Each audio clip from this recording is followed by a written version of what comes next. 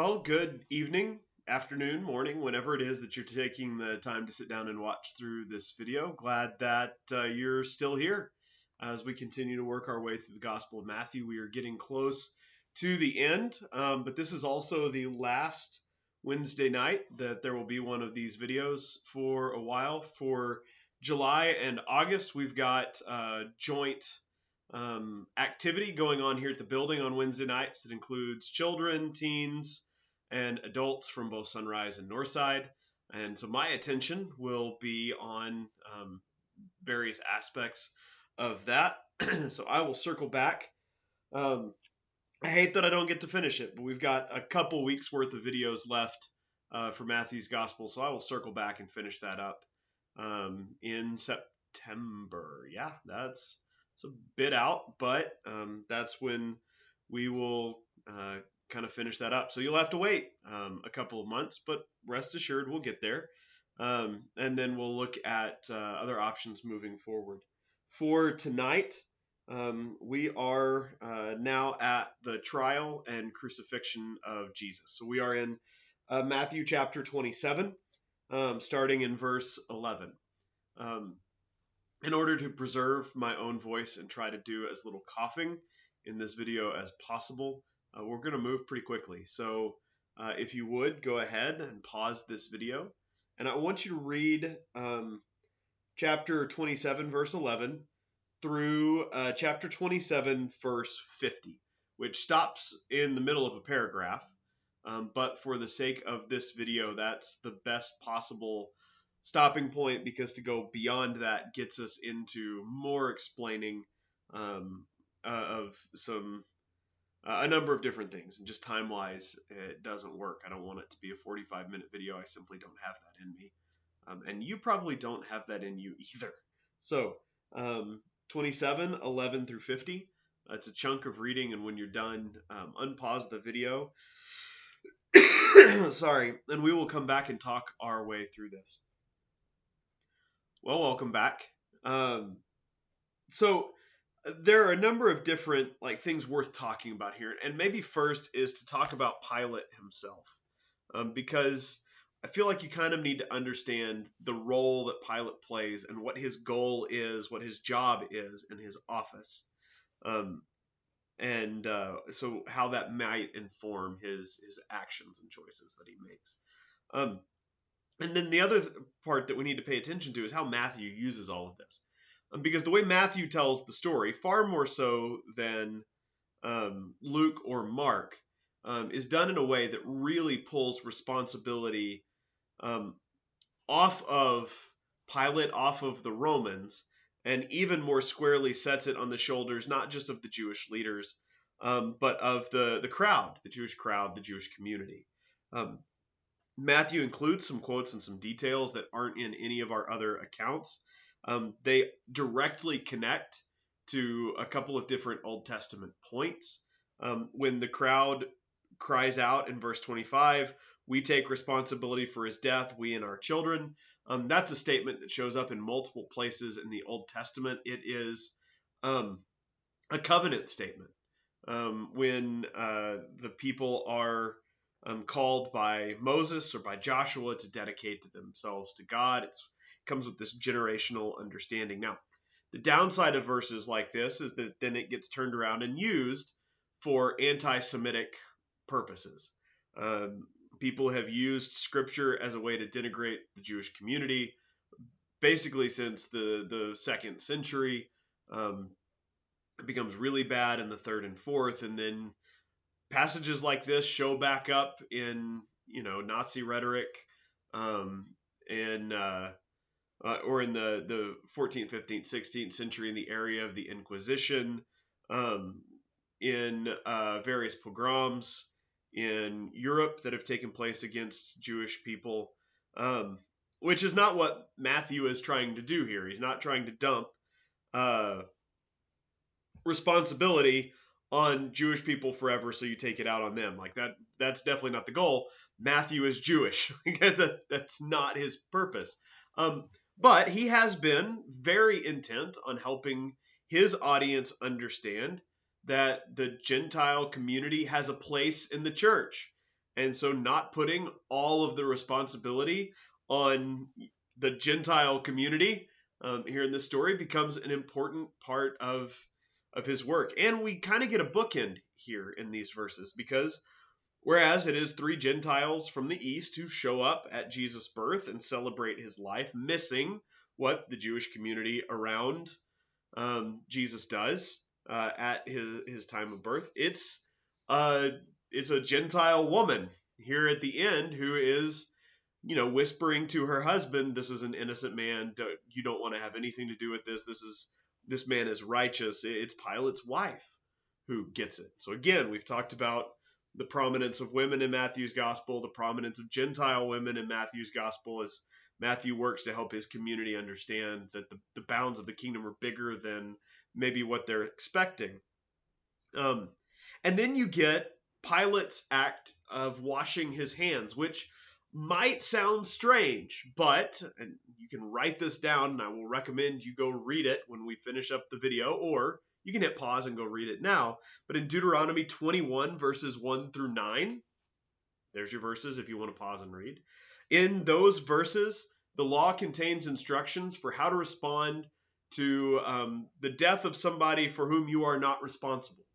And it involves the nearest community and the leadership of that community washing their hands and making this proclamation. And it also is an act of absolution, absolving those not responsible of guilt. So you have these images there. Now, whether Pilate realizes that he is participating in that tradition is unknown. Like, we do not get every detail in the mind of every person. Maybe Pilate has taken the time to understand his community. Maybe Pilate has an advisor who really understands Jewish law and custom. Like, we don't know. Maybe this is a total accident. But Pilate's action is a throwback to Deuteronomic law, which is cool and confusing. And here you have Pilate acting out the law while the lawyers for the law fail to, and you get all of those kind of cross images there. That doesn't make Pilate an innocent man, but it's the time of Passover. There's a larger than usual population in Jerusalem. There's a heightened expectation. There is an increased presence of revolutionaries who do not like the Romans and the Roman leadership and miss, government, or miss the idea of, because they've never experienced it themselves, nobody's alive at this point, government autonomy for the people. And Pilate's job, his entire goal during the Passover, is to prevent a riot, which Matthew intentionally points out in these verses. So what happens is that Pilate tries essentially to get out of it a number of different ways. He offers up to release a bandit and a criminal, not somebody who they would want, or Jesus, hoping that they'll just ask for Jesus' release. He asks for what reason, and then washes his hands of the thing at the end of the whole thing. But it all comes down to, and I'm trying to find, there we go, verse 24. Pilate saw he wasn't getting anywhere and that a riot was developing. Allowing a riot to take place, and this shows up in the story in Acts, in Ephesus, and maybe one other place. Allowing a riot to happen is a failure of a government official in the Roman system, complete and utter, and will result in punishment, recall, depending on how bad it is, death of that official. And so Pilate is in this position where he recognizes Jesus' innocence, but his job requires him to prevent a riot. And so the easiest way to do that in this case is to allow the death of Jesus to take place. That doesn't make him innocent, but it certainly doesn't make it all his fault either. There's some shared responsibility. And really, if you paid attention in these verses to how the people act versus how Jesus acts, what you really see is the conflict of two kingdoms, which is something that Matthew is intent on showing you throughout the entire gospel. There is the kingdom of people, kingdom of earth, and the kingdom of heaven. And you have multiple representatives of an earthly kingdom in this story. You have the Jewish religious leaders, you have the crowd, you have Pilate, you have the soldiers, all of whom use power selfishly. They have their own ends they want to achieve. They use the resources at their disposal, whether that is their authority or their voice or their role or responsibility, to achieve the outcome that they desire. It is a selfish, self-oriented approach to power. It is deeply human, deeply flawed, deeply human. And then you have the way of Jesus. So if the way of the world of power and authority is ultimately of violence and control, which it is, then what you have standing against that is the way of Jesus, which is the way of sacrifice. So if kingdom 1 is the way of the world, then kingdom 2, not only is it not going to use its power for selfish gain, but it will sacrifice. Sorry, I've written this down a specific way because I had this thought and I want to get it right. Kingdom 1 will murder the innocent for their own benefit. Kingdom 2 will sacrifice its life for others' benefit. And therein lies the difference. One is a way of power over, and one is a way of power under. Jesus is this image of power under, of using what is his role, his responsibility, his gift, his heart, to lift up, to pour into, to build up those who are around, as opposed to power over, which just holds everybody in their place. And the soldiers certainly participate in mocking that type of kingdom. The whole thing, everything that happens in these verses is intended to insult, but ultimately what it does is reveal Jesus' true nature. So they accuse and beat and mock the crown of thorns and the soldier's cape turned into a robe for this fake coronation, all done to demean and insult, and all done only because the power of God allows it to happen, and not just allows it to happen, but embraces it. Now, I mentioned some of the differences between Matthew's gospel. Matthew is the only one who includes the response from the people. We take responsibility, this and all of our children. Matthew's the only one who brings in Pilate's wife, I think. Matthew, Mark, and Luke all contain somebody carrying the cross for Jesus. John emphatically states that Jesus carries it himself. That's not because John is wrong, or the synoptics, Matthew, Mark, and Luke, are wrong. They're just telling bits and pieces of the story in a way to make theological points, and sometimes that includes leaving out some details or including others. It is true that Jesus carried it's not the whole cross, it's the cross bar, but it's true that Jesus carried it for a ways, and it's true that Simon carried it for a ways. But sometimes you've got to make choices in again, if you tell every detail to every extent, then you fill up too much paper. You lose the story. Matthew is trying to make sure we understand, his early community understands Gentiles have a place in the kingdom, that they're not all bad, that they understand sometimes better than what the Jewish community did what's going on, that they participate not only in the death of Jesus, but also in the celebration. It is a Roman soldier at the foot of the cross who says, surely this was the Son of God, which is not in tonight's passage. My bad. We will get to that one later. But it's this balance thing, and it's not just the Roman soldiers who mock Jesus. It's also the religious leaders, and guilt is on everyone, but the opportunity for salvation is for everyone.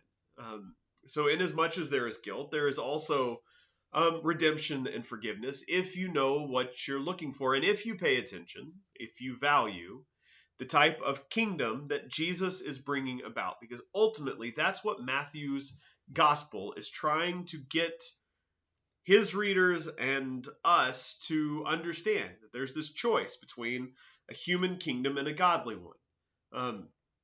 And those powers wield themselves differently. Their expectations are different. Their designs are different. And that the choice ultimately is in our hands. And it's not about where you grew up, it's about what you decide. Whether you grew up in the Jewish or Gentile communities, whether you are a visiting Cyrene or a Roman centurion or the regional prefect or a Jewish scribe or a rich man from Arimathea or like wherever you came from and however you've been, there is this inflection point where you have a choice to make about which kingdom you matter most, which kingdom matters most to you. Now, I think we still don't understand that.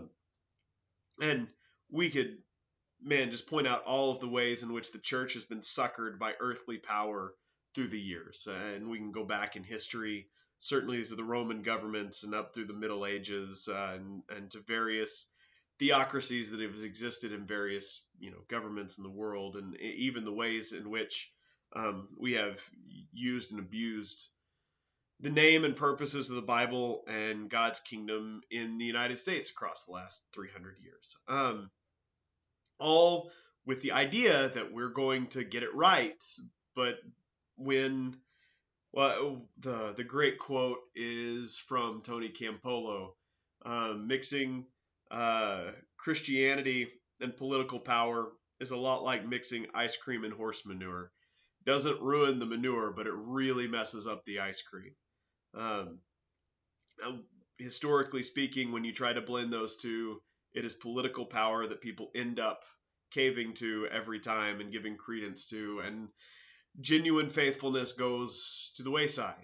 And I think that draw is showing up in places in our country again, where Christians are being told that you have to have a certain type of politic if you're really faithful.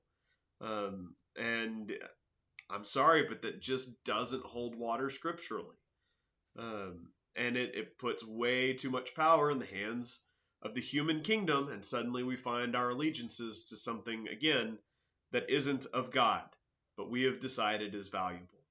And I think if we paid better attention to Matthew's gospel, where it explains the pitfalls, it shows us that it doesn't matter where you come from, you can fall into these traps, then maybe we would do a better job of having our eyes open to those same pitfalls that are around us. All right, my throat is about to give. It's been a long day at VBS. Good day, but long. And that's about all I have in the tank. I could really talk a lot more about this, but I'm going to put that on you to think about how we struggle to navigate those pitfalls and the ways in which we are tempted. And we will pick this up in 2 months. That gives you 2 months. If you have not yet read Matthew's Gospel from beginning to end, like I have asked you to do, just about every single week, you got 2 months to do it. And then we can come back and finish up. All right. Again, as always, if you have any questions, comments, you can email, talk to me, text, phone call, in person, and I will do my best to respond. But I will see you in a couple months. If you only catch me on these videos, or see you much sooner if you are floating around here. We've got a lot coming up this summer that I'm looking forward to. All right, have a good one. Bye, all.